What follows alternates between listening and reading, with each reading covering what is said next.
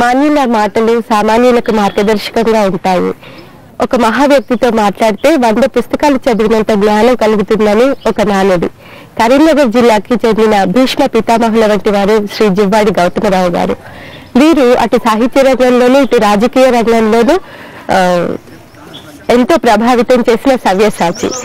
వృత్తిపరంగా న్యాయవాది, సామ్యవాది, జీవిత రంగంలో సౌమ్యవాది, ముఖ్యంగా చెప్పాలంటే మానవతావాది. వీరు ఫిబ్రవరి 1, 1929 కరీంనగర్ జిల్లాలోని ఇరుకుల్ల గ్రామంలో జన్మించారు. పాఠశాల విద్యాభ్యాసం అంతా కరీంనగర్లోనే సాగింది. మొట్టమొదటి బీకామ్ బ్యాచ్ ఉస్మానియా యూనివర్సిటీలో వీరు విద్యార్థి జీవితం మొదలు పెట్టారు.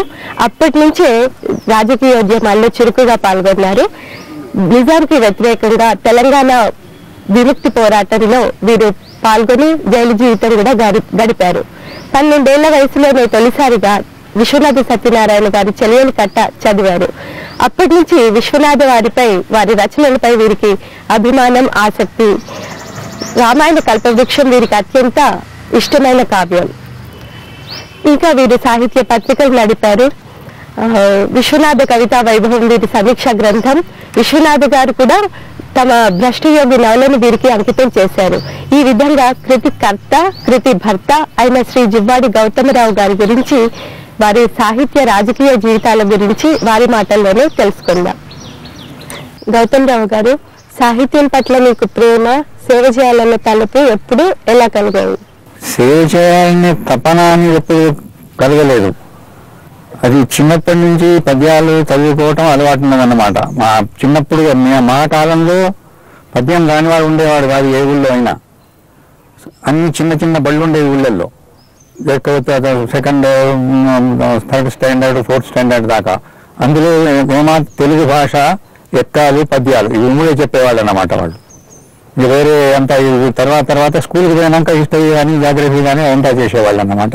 అయితే అప్పుడు చిన్నప్పుడు మా నాయనగారు మాకు ప్రహ్లాద చరిత్ర అంటే 6-7 ఏళ్ల వయసులో చెప్పిన పద్యాలు అన్నమాట అవన్నీ. ఇంకోటి వామన చరిత్రం, భజేంద్ర మోక్షం. ఇది బేసిస్ నాకు, ఇది సాహిత్యంలో మొట్టమొదటిది అన్నమాట. ఇక సేవ చేయాలన్న తప్పన తర్వాత యాక్సిడెంట్స్ అన్ని సాహిత్యంలో ఏదో పత్రిక తీయటం అవి ఇవి యాక్సిడెంటల్గా జరిగిన సంగతులు తప్ప ఇది కావాలని చేసిన పనులు కావన్నీ. అదిగాక ఒక రకంగా సాహిత్య సేవ అనే మాటకు అర్థం లేదు. రాజకీయాల్లో సేవ అనే మాటకు అర్థం ఉంటే ఉండవచ్చు, కానీ because it is quiet personal. ఇది ఏదో తన తపన కోసం తను రాసుకుంటాడో, తన పుస్తకాలు అమ్ముకోవడానికి నవలు రాస్తాడు ఇట్లా తప్ప నేను భాషకు సేవ చేస్తున్నా, సాహిత్య సేవ చేస్తున్నా అనే మాటకు అర్థం ఉందని నాకు అనిపించదు అన్నమాట. వీళ్ళు బాగా సేవ చేసినారంటే మిగిలిన వాళ్ళు కళ చూపుతారు, అది రచయితలంతా. But nobody does it for others, for himself. మొదట్లో పుస్తకాలు అమ్ముకోవడం వల్ల డబ్బు వచ్చేది తన కోసం, అంతే. మీ రాజకీయ జీవిత అనుభవం గురించి చెప్తారా? రాజకీయాలంటే అప్పుడు మాకు ఇక్కడ రాజకీయాలు ఏమీ లేవు. ఈ హైదరాబాద్ స్టేట్లో ఏదో ఆర్య సమాజం ఉండేది కొంతే. పొలిటికల్ పార్టీ కాంగ్రెస్ అంతా బ్యానే ఉండేది అన్నమాట ఆ కాలంలో. మొట్టమొదటిసారి రాజకీయంగా కథలు ఏంటంటే గాంధీ గారు అరెస్ట్ అయిన తర్వాత ఆయన 21 రోజు ఫాస్ట్ చేసినాడు. మేము మెట్రికులేషన్లో ఇప్పుడు ఉన్నప్పుడు ఆనాడు ఆ స్థాయిలో ఒక రోజు మేమంతా అంటే హిందూ స్టూడెంట్స్ మేమందరం ఫాస్ట్ చేసినాం. ఇఫ్ దట్ ఈస్ పాలిటిక్స్ అంటే అప్పుడు ఫస్ట్ టైం పొలిటికల్ టచ్ ఉన్నది గాంధీ గారి పేరు మీద చేసిన ఫాస్ట్. ఇక తర్వాత పొలిటికల్ మేము కాలేజీకి పోయిన తర్వాత దట్ వాజ్ చాలా ఇంటెన్సివ్లీ 42 నుంచి 47 దాకా పెద్ద కల్లోలం కదా. 43లో మేము కాలేజీకి పోయినాం అన్నమాట.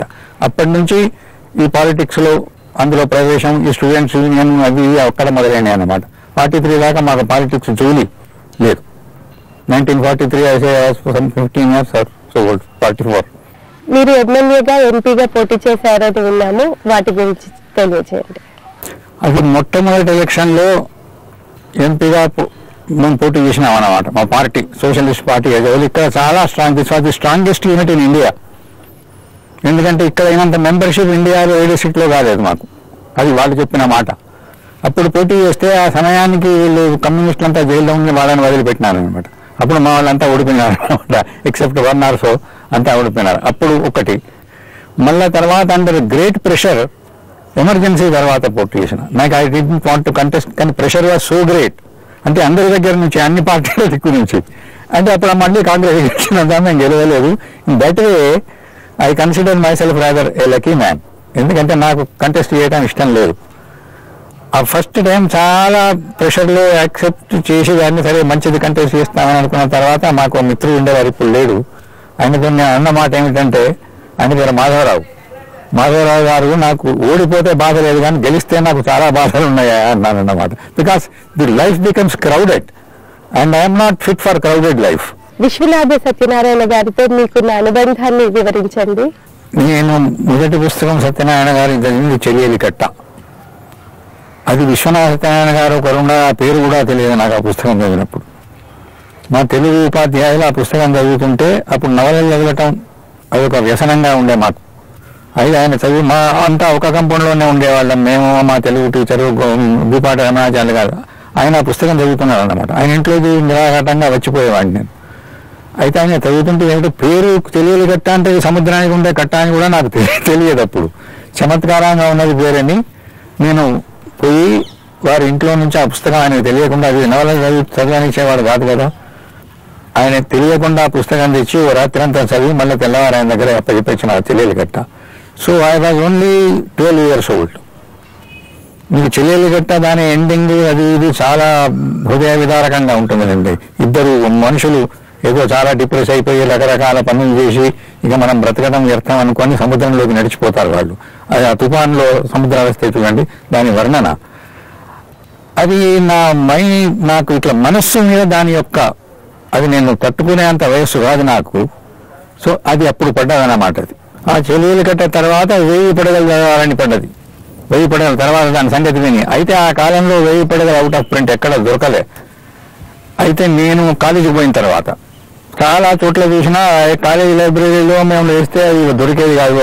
లైబ్రరీయన్ దగ్గర నుంచి ఒక దగ్గర నుంచి అప్పుడు అవుట్ ఆఫ్ ప్రింట్ పుస్తకం అది 1913 ఆంధ్రపత్రిక వల్ల 500 కాపీలు ప్రింట్ చేసి ఇచ్చినారు ఆయనకు, సీరియలైజ్ చేసి డబుల్ కాలం సైజులో. అవి ఎప్పుడూ అయిపోయినాయి, తర్వాత లేదు.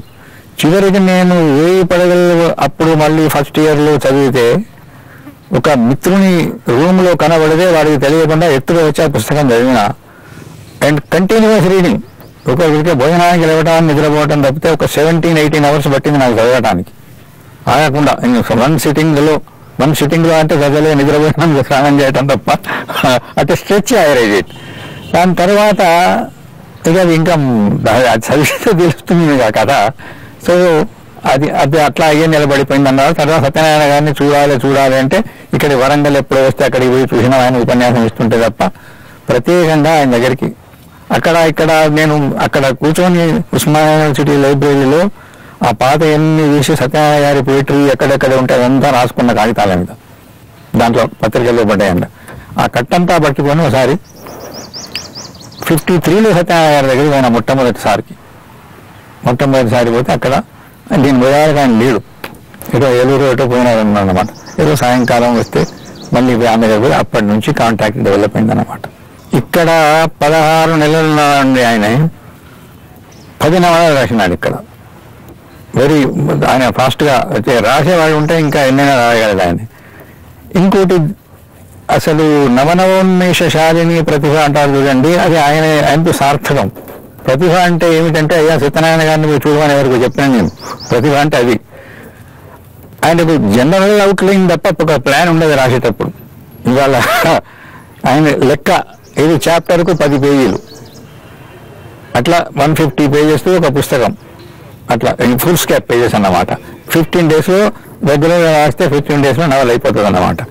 ఒకసారి ఆయనకి ఏదో ప్రెషర్ వచ్చింది వర్క్ వాళ్ళకు, ఇక్కడ ప్రిన్సిపాల్ ఉండే కదా, ఆ టైం దొరకకపోయేది. టైం దొరకకపోతే వాళ్ళకు 2 నవలలు ఇస్తానని ప్రామిస్ చేసినాడు అన్నమాట. వచ్చే ఇప్పుడు 2 నవలలు రాసుకొస్తా అని. అయితే ఈ టైం రాకపోతే ఆయన వాళ్ళ భార్యను వీళ్ళని అక్కడికి పంపించేసి నవలలు రాస్తామని కూర్చుంటే 12 రోజుల్లో ఈ dictated 2 novels, one after the other. అంటే 300 ఫుల్ స్కేప్ పేజెస్ ఆయన చెప్పటం నేను రాయటం జరిగింది. ఆ తర్వాత సాయంకాలం మొదలుగా ఉందంటే నేను ఉండలేనండి అని నేను వెళ్ళిపోయాను. ఎందుకంటే కుర్చీ టేబుల్ ఆయన దగ్గర ఏమీ ఉండదు. ఇప్పుడు ఇట్లాంటి కుర్చీ ఉంటుంది చూడండి, వెదవాడ మా దగ్గర ఉండేవి. దాన్ని బల్ల కూర్చొని వేసుకొని రాయటం, అట్లా ఇటు కదలడానికి వీలు ఉండదు, ఇవన్నంతా నొప్పి పుడుతుంది. ఆ స్థితి అన్నమాట. అప్పుడు వేలు వంకర పడింది రాస్తే. అట్లా అప్పుడు రాసినప్పుడు అప్పుడు ఆయన అన్నారు, నా వేగానికి తట్టుకొని రాసిన వాళ్ళు మా తమ్ముడు ఒకరు, మీరొకరు, మూడవ మనిషిని నేను చూడలేదు అన్నాడు. మీరు పద్యాన్ని రాగయుక్తంగా పాడతారని విన్నాము. విశ్వనాథ గారి పద్యం ఒకటి పాడండి. ఎండలో నిగ్గనిగ్గలెక్కిన దిరిసన చేరమ్మలను వీక్షించుకొంచు. దిరిసన చెట్లు చాలా ఉండేవి, ఇప్పుడు లేవు. పంచలోహాల క్రౌవన్య ఫలాల్ దిగజారిన మావుల చాది కొంచు. కృత ఏడాది రేకెత్తినట్లుగా పూత ఎత్తిన వేపలు హత్తుకొంచు. జాలువా పచ్చి కేదారంబులకు మధ్య జాలువా నుర్పిల్లు సత్తుకొంచు. నా సరస్వతి గౌతము నాతధిషణయునుమలాముగ కాచమయ్యప్పు ఇచటి తెలుగు నేల దర్పణముగ తీర్చిదిద్ద మించు ప్రతిబింబములు చూచుకొంచు వచ్చే. అంటే అద్దంలో తన రూపాలు చూస్తూ వచ్చింది అని. అయితే నా సరస్వతి ఇక్కడిదంతా ఇక్కడ వాళ్ళ సాహిత్యం ఇది లేదప్పుడు, ఆయన యొక్క సాహిత్యం పుస్తకాలు అవి ఇక్కడ కనబడకపోయేది. బట్టి గ్లాసును ఈ గౌతమి యొక్క బుద్ధి దానికి వెనక ఒకటి పేస్ట్ ఉంటుంది చూడండి, బిలాస్, అది ఆ పేస్ట్. ఆయన చెప్పిన అర్థం ఏది? గౌతమునాతధిషణయునుమలాముగా కాచమయ్యప్పు నిచటి తెలుగు నేల దర్పణముగా తీర్చిదిద్ద మించు ప్రతిబింబములు చూచుకొంచు వచ్చే. తన నీడం కనుగొంచు వచ్చిన దయా దారింబడి శ్రీ మహక్కని మచ్చారద పారదాకృతి. పాదర సంబారినట్టుగా పారు. తుక్కా గౌతముల్ కమ్మకమ్మని వాలెండల మేలు ముసుంగు సబరింపన్. భువిజాకార ఆయన ప్రెసిడెంట్, నేను సెక్రటరీ. వంచిన పెంటంగెడు లెండు మావులుగా పాంజేలు విడంబింపదం. పత్రికా సంపాదకులుగా మీ అనుభవాలు ఏమిటి? అంటే ఒకసారి 1950లో ఒక సోషలిస్ట్ పార్టీ ఆర్గన్గా ఒక పత్రిక చేసినాం, జనశక్తి అనేది. అది ఒక సంవత్సరం పాటు నడిచింది అనుకోండి. అయితే దానివల్ల చాలా బాధలు వచ్చాయి అన్నమాట మాకు. ఎందుకంటే దాని అటాక్స్ జనం మీద చేసేది చాలా విపరీతంగా ఉండేది. సాహిత్యంలో కూడా ఇందులో సాహిత్య ధార అని ఒక కాలం ఉండే అన్నమాట. ఆ కాలం నేను రాసేది. అంటే ఆ నెలలో వచ్చిన వారపత్రికల్లోని ఈ భారతి, కొన్ని సాహిత్య పత్రికలు, నవభారతి, వీటి మీద మనకు తోచిన క్రిటిసిజం రాయటం అన్నమాట. మా పత్రిక యొక్క విశేషం ఏమిటంటే అది ఎప్పుడూ లేటుగా రాలే. ఆన్ ఎవ్రీ ఫస్ట్ ఇట్ వారంది ఇక్కడ వీళ్ళ దగ్గర ఉండే న్యూస్ ఏజెన్సీ దగ్గర.